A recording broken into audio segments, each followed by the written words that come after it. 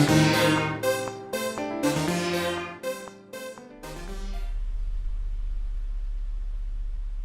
evening from New York. I'm Selwyn Collins, your host of CWS. I think I might have a. I'm hoping that I'm really refining my answer every time you ask me the same question. Let's try this one more time. Sure. Who is Yaphet? You were telling us who about Yaphet at 16. Yeah. Start it over again. Okay. So Yaphet at 16. Yaphet at 16 was already working as a part-time cameraman, helping out at Spotlight Productions, ran by Rudy Saul. He was also heavily engaged with the First Assembly of God Church, Worthmanville, Durban Street, with the media ministries. Um, he was very heavily involved in doing a lot of concerts and stuff like that with the said Spotlight Productions at the time. Hmm. Um, I think pretty much all the international artists that came in the country, we got that contract. So I was running cables, holding cameras, uh, building platforms, all that stuff. While at church, I was also helping out with audiovisual media there. At one point, we were working on a children's program with Michael Gordon, Nigel Abrams, Wesley Dowers. These were the people that were around me at the time.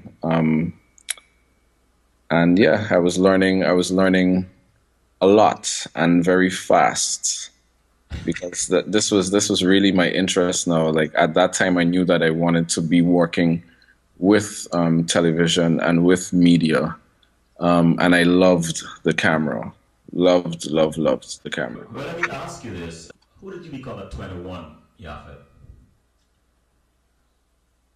These are some very soul-searching questions. Search your Um, soul, young man. You are the future of our country, so I'm not going to be easy all on right, you tonight. 21. At 21, I would have resigned from Guy Enterprise, Guyana Advertising Agency. I was the studio manager there. At one point, so when I was working very closely with Vic and Sonali, Len Cosby, um, Shamir. These people were really sort of helping me with business administration and stuff like that, and media and commercials. I was doing a lot of commercial work at that time. Um, I would have already completed a project for the World Bank. Living in a World with AIDS, I was the main editor for that series, that five-part series, in conjunction with the World Bank and Ministry of Health. Um, I was even more curious about now the business of media. So I was trying to understand budgets and contracts and consultation and stuff like that. What I was worth, really. I was still pretty much still doing my thing at church, still working on and off with Spotlight. Um, and I started running into the different television stations as well. Yeah, it was NCN at that time. It was NCN at that time. Um, Doing some things with Channel 9, doing some things with Channel 6. Again, contractual work, but curious. I was out of high school by then, and the question for me at that time was, what's next? Do I What's just go, next? yeah, do I When, just go full time into work, or do I do school? when you think of Diana, what are some favorite memories that come to mind? Sunshine. Uh-huh. I Especially time like now, right? Oh yeah, sunshine, definitely. I think it's community. It's community. Um, hospitality. I'm really beginning to understand how and why people would make mention of these things when they leave. Mm-hmm. Um, you begin to miss these things. Not only are you coming into a colder climate, you're coming into a colder society. Mm-hmm. So things like that. But it's the way we did things. We're very innovative people. We always find a way to short circuit something, just to cut out the bureaucracy and everything else. All of the rules that have been applied to how you do things in life, as a process or anything, we just found a way to really short circuit it and make things move along a little faster because Mm-hmm. we were about just getting into that kind of mode where we can't wait on anything. Mm-hmm. Um, so yeah, it's ingenuity and innovation of the people. Other people. What would you say is the fondest memory of your parents as a child? The fondest memory of my parents as a child. Um, I have many to shuffle through. For my parents, I think, and this is sort of deeper than I probably would have wanted to have gone, but it was to see the transition of their lives. At first, they were not the very staunch Christians and stuff like that. They like to party here or there, and it's to see them transform from the more nonchalant. Yes, we know that there's a God and we understand that he exists, but we could have a party. We could go to a party. We could take a tups every once in a while, and then that entire change, of them now being very, very confident, outspoken Christians, right-standing people. Not that they were bad, not that they were bad, but it's just to be that example now for us as children, myself and my brother, um, to not make the mistakes that they would have made in their lives. So I think my fondest, although that might be more of an inspirational memory, but I think that's my fondest memory, seeing them, knowing that they're out 2, 3 o'clock in the morning, and Are your parents listening in tonight, Yaphet? I'm sorry. Are they listening tonight to you? I have a feeling that my mother is listening. Okay. If I know my mother well, she would have dragged my father along to listen. Drag Um, them along. yes, I, so I rather you suspect have that any intentions of visiting Guyana anytime soon? I that depends on the definition of soon. Okay, sir. Well, I ask you this question as Yeah. a preface to say this. Be very, very careful when you see your parents. Anyway, what would you say you enjoy most about your childhood? I enjoyed um I enjoyed the moments that I had with my grandmother Hmm. the most. What is it about her that sticks out for you? I think it's just the woman that she was. She lived in the kitchen, and it was, helping her out in the kitchen, listening to her talk about different life experiences and stuff like that. Not just my grandmother, but my grandfather as well. Hmm. These are the storytellers of our family. Um, grandma died a couple of years ago, but grandfather's still there, the same man that I love. And yeah, it's listening to them, understanding what they would have went through. They shared their lives very easily. You, I understand, tell stories. Would you say you've gotten some from I them? have surely gotten the storytelling craft from my grandfather mostly and my Uh-huh. grandmother. So was Um, there lots of laughter when these oh yeah, stories were being oh yeah. told? There was never a dull moment. There is never a dull moment with Leo Ford. There is never So ever a dull. lots of happiness, lots of joy Yeah, as a yeah, child growing up. yeah. I'm glad to hear that. If you were to eavesdrop your parents, I know that you mentioned grandparents, let's bring them in. Sure. If you were to eavesdrop a conversation with the four of them, Telling a stranger about you. Let's start with Granddad first. What do you think each would say Um, about you? One sentence. one sentence. All right, starting with grandfather. I don't know. There would be, I guess grandfather would be like, the boy always busy. That would be the one line that he would probably use. Grandma? Grandma would probably be, she used to call me string beans. String beans.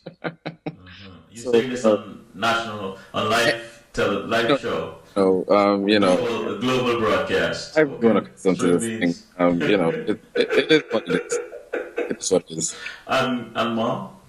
Mom would probably be the same thing. Yaphet is doing a lot. She'd put it over a little bit more diplomatically. Yaphet is doing a lot. I know that he's trying with this business thing. I hear that he's a poet. These kinds of things. That would be sort of what And Mom would dad? say. Dad, Yaphet is doing well. I see. You Yeah, come from a legacy of diplomats. Awesome. yeah, pretty much. Do you recall any words of wisdom you might have gotten from your parents or your grandparents that still resonate with you today? It's all under one theme. Honor God, live your life for Him, and everything that is for you will be for you. You know. Was there a defining moment in your life? You mentioned God a couple of times. Mhm. Um, that as a young man, as a youngster, maybe your early teens or so on, a defining moment. As a matter of fact, let me put a time on it. Okay. But was there a spiritual defining moment for you when you connected with God, and what happened for you and to you Hmm. made you realize, you know what, there is a God, and I do believe, or it strengthened your belief. Do you have one of those? I think that defining moment would be when I got baptized. My brother and I, along with my grandmother, we all got baptized together. Mm-hmm. Um, and it was at that point, it's like, yeah, this is the real thing.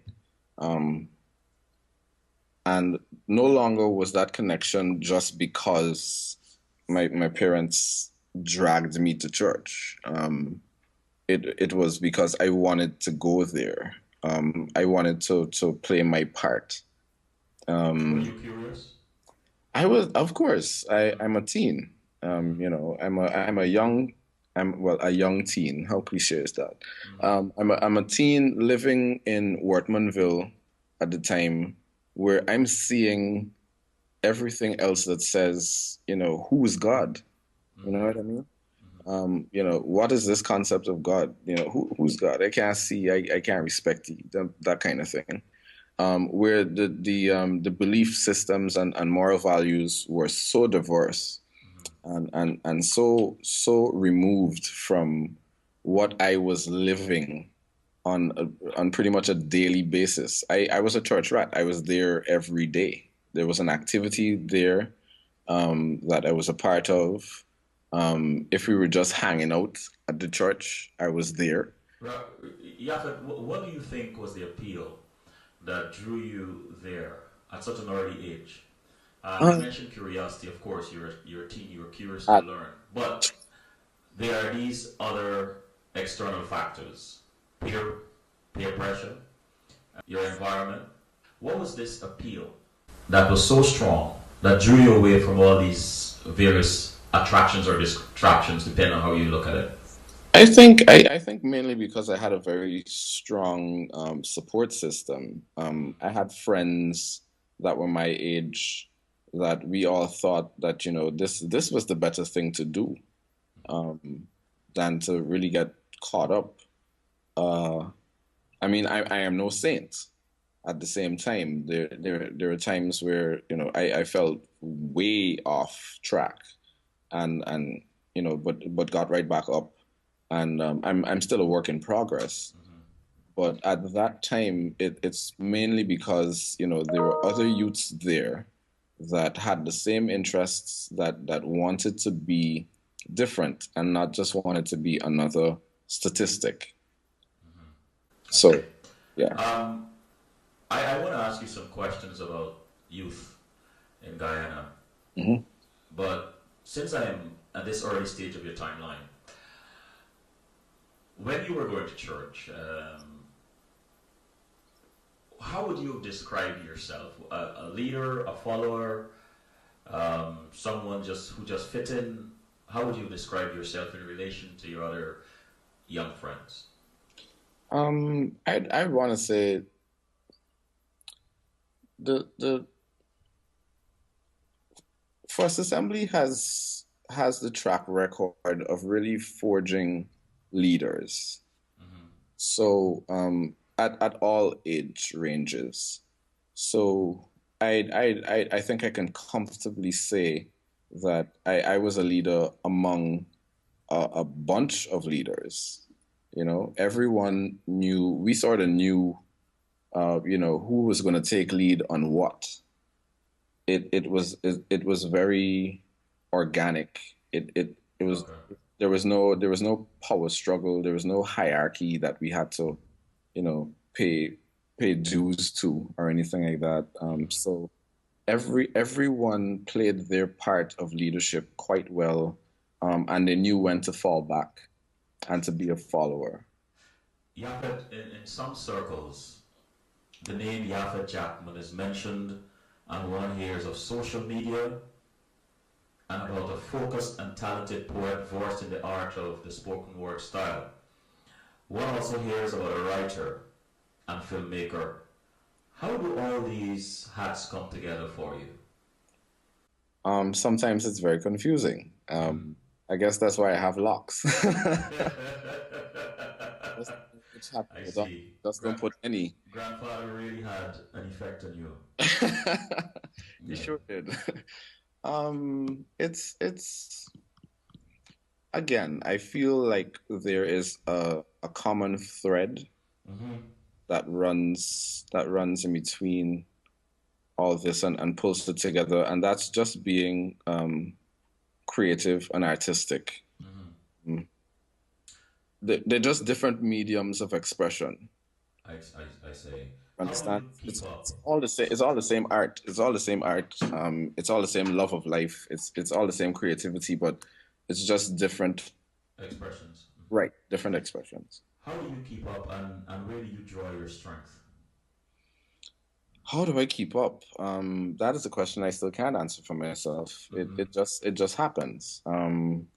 My strength is that I draw that strength from my spirituality, Mm-hmm. my beliefs in a higher power, in God and in Mm-hmm. Jesus Christ that is there for me when I'm really in a tight squeeze. Apart from that, um, where where where I'm drawing inspiration from for my creativity, it's just life, you know. Mm-hmm. Be the silent observer of what goes on around you, paying attention to um, the people that you meet, the environments that you're placed in, the sounds that are around you. Pay attention. Once you pay attention to these things, you'd be surprised the amount of inspiration that lies in just breathing.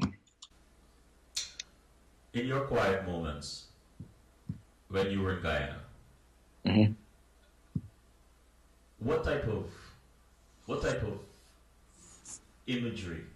You're creative, and I'm asking you this question only because you're creative. What type of imagery was most persistent in your quiet moments when you're just relaxing? And this is all about Guyana. Yes. Well, no. I mean, what type of imagery? It could be about anywhere. The sense that I'm getting from you is that you're a guy that traveled physically and spiritually and mentally. So, Uh, when you were young, when you were a young man, what type of imagery often played in your mind? I'd have to say it was sort of finding ways to deconstruct how people looked at life. Mm-hmm. You know, why would they make the decisions that they're making? What is causing them to make such decisions? So if I could place it in an age range, because you asked me when I was young, Mm-hmm. I'd want to say that, I was really peaking and thinking those sort of thoughts between 14, 22. 1422. Yeah, between 14 and 22, I mean, I want to know why people are thinking the way they think. Why is it that they're looking at life the way they're looking at it? What are some of their experiences and inspirations that would have caused them to make the decisions that they would have made? And then to take that a step further, how that impacted um, their individual life, their family life, the people that are around them, their community, society. So it sort of built out like that. mm-hmm. And did you always get answers? No, I can't say that I always got answers. Were you patient when you didn't? But the reason I've got to say, the reason why I don't think that I got a lot of answers is because I wasn't asking a lot of questions. Understood. What I was doing, I was sort of, um, I was doing that analysis Mm-hmm. and coming up with my own conclusions and my own summations. Mm-hmm. So, had I been asking a little bit, a couple more questions, or just be a little bolder in confronting people and asking them certain things, I guess I would have been a little clearer on some other things. But I've learned a lot with silent observation, I see. a whole lot. When and how did you get involved in poetry and other forms of writing? Um, I was an angry, angry young man. I was very frustrated and very angry as a young man. And because I had a lot of energy too, I guess. I never used to talk a lot. Believe it or not, I never used to talk a lot. I was once defined as a ticking time bomb. Um, Was that an accurate description? I would have to agree with it, somewhat because I internalized a lot of things. And what did this bomb exploded into? The bomb exploded into a lot of shrapnels on pages. I exploded on the page. I wrote and wrote and wrote. I vented on paper and on books. Three That's lines, Yaphet. 3 lines. Sorry to cut you, sure. but 3 lines. I'm just following this flow. Uh-huh. 3 lines of some of those shrapnels. As in themes, or you want me to share a piece? Share a piece, yes. Hmm. All right. I'd have to go find. All right. While you're looking for that, I'm going to ask you this. Uh-huh. What was the appeal, again, when it comes to, at such a young age, to get involved in media? I just thought it was a cool thing to do. Mm-hmm. Um, Okay. yeah, I mean, this is television. A lot of people want to be on TV. Um, yeah, it I want to take a quick break, sure. but let me ask you this. Your blog says thoughts of the unheard man. Who are you referring to? I mean, I can guess, but I don't want to assume. Uh-huh. And how did you come about this term? It was exactly what it is. Well, exactly what it was at the time. I was not speaking. Mm-hmm. I had a lot of thoughts. I thought that I had a lot of things that I could have brought to the table, but I just wouldn't share it. I was just internalizing and internalizing. Mm-hmm. Um, so yeah, All right, let me just go to the chat room before I just read. There were a couple here, but people who couldn't hear. Um, Cecilia, I think it's Cecilia Parag. Celicia, that would be Celicia. Wow, Celicia Parag, that's right. Please say hello to Pariac. Yaphet from back home. Lives Pariac. It's to leave. Pariac. Sorry, here's a sorry you have to leave. Cecilia, Celicia, sorry. Yeah, Felicia. And all right, I'm getting some here. Jamima, I second that. These are all things about. Okay, Hazel said, refresh it, come again, hearing now. Hazel, I hear you, Yaphet, and your dad too. Hazel, your grandfather is listening. I presume this is your mom? Yes, you're Okay. quite right. And Jemima said, come on, Yap, stop saying Smiles. Brenda Richards, return to see if I can hear and or see no luck, so I'll take my leave, etc., etc. All right, so let's take a quick break and then quick because we lost some time, and I hope you'll indulge us at the end with an extra 10 minutes or so. Sure, All I right, can accommodate. awesome.